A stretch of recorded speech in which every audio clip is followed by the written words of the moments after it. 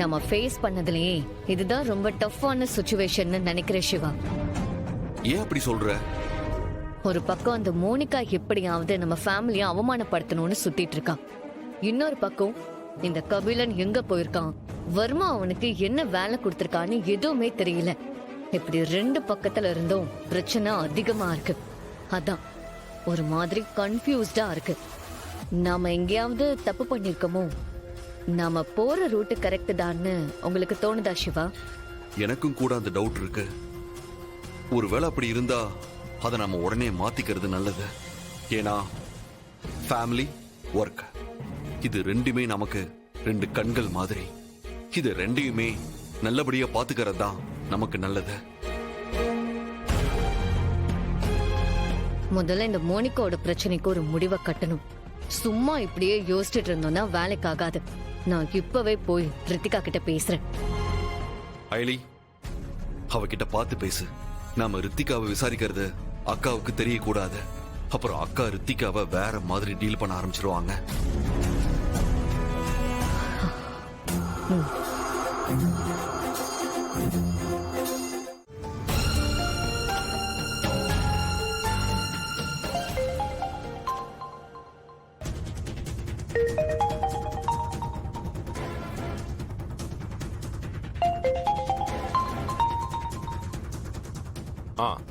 சிவா, வந்துட்டீங்களா? சார், இப்பதான் நாங்க வந்தோம். நீங்க எங்க இருக்கீங்க? சிவா, நானும் கோயிலுக்கு வந்துட்டேன், உள்ளதான் இருக்கேன். அப்படியே சார், நான் இங்க அர்ச்சனை தட்டு வாங்க வந்தேன் சார். அக்காவும் அயலியும் கோயிலுக்குள்ளதான் இருக்காங்க. நான் இப்ப வந்துடுவேன் சார். சரி, நான் இங்கே வெயிட் பண்றேன், சீக்கிரமா வாங்க. Okay sir.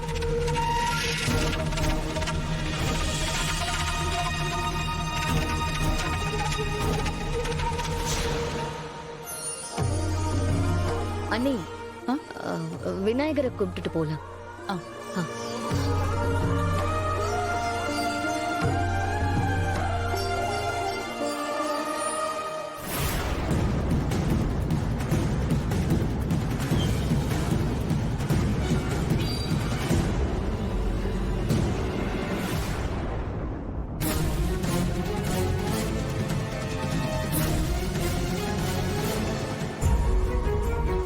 வந்துட்டியா?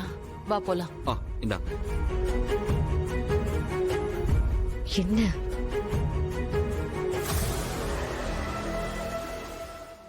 என்னாடுடைய சிவனையை போற்றி, எந்நாட்டவர்க்கும் இறைவா போற்றி. யார் பேருக்குமா அர்ச்சனை? சாமி பேருக்கே பண்ணி. சாமி பேர்லையா? சரிம்மா.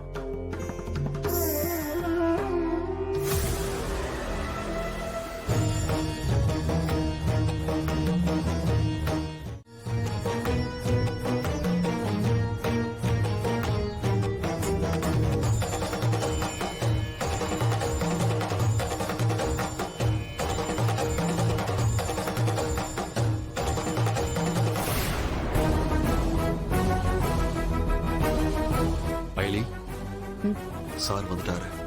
எங்க? உன் ரைட் சைடுல இருக்கிறாரு பாரு.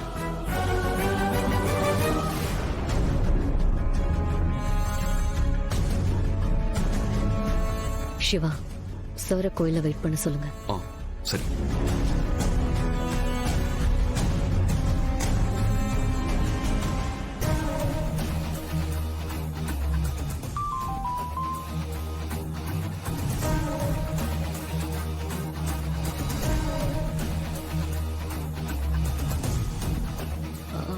கொஞ்சம் சாரி சார்.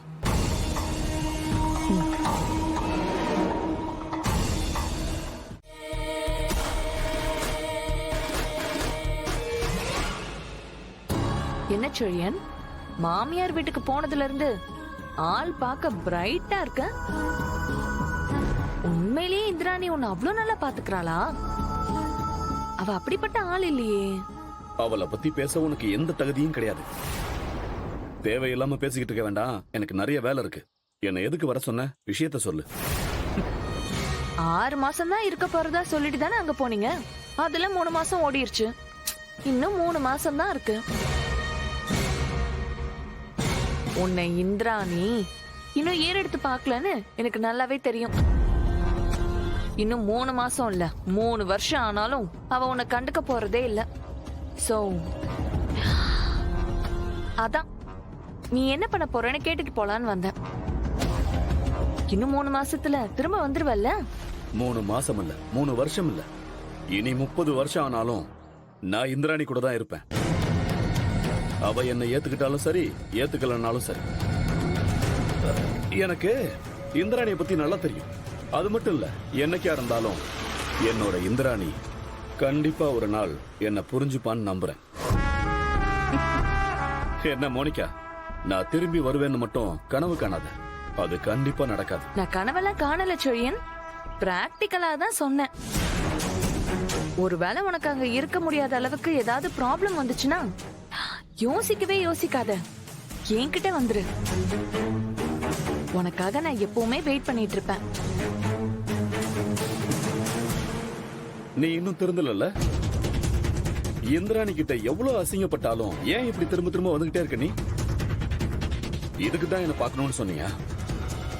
போய் நீ கூப்பிட்டேன்னு நான் வந்தேன் பாரு. என்ன சொல்லணும்? நீ இப்படியே இரு, என்னவோ பண்ணு, நான் கிளம்புறேன். ஒரு நிமிஷம், நான் இத பேசுறதுக்காக உன்னை வர சொல்லல. நீ பாட்டுக்கு அங்க எல்லா வேலையும் பெண்டிங் வச்சுட்டு வந்துட்ட. அதெல்லாம் எப்போ வந்து முடிக்க போறேன்னு கேட்டு போலான்னு தான் வந்தேன். நானா திரும்ப அங்க வரதா? சான்ஸே இல்ல. உன்னால இவ்வளவு பட்டதுக்கு அப்புறமும் நான் அங்க வந்தேன்னு வை, என்னை விட முட்டாள் வேற எவனுமே இருக்க மாட்டான்.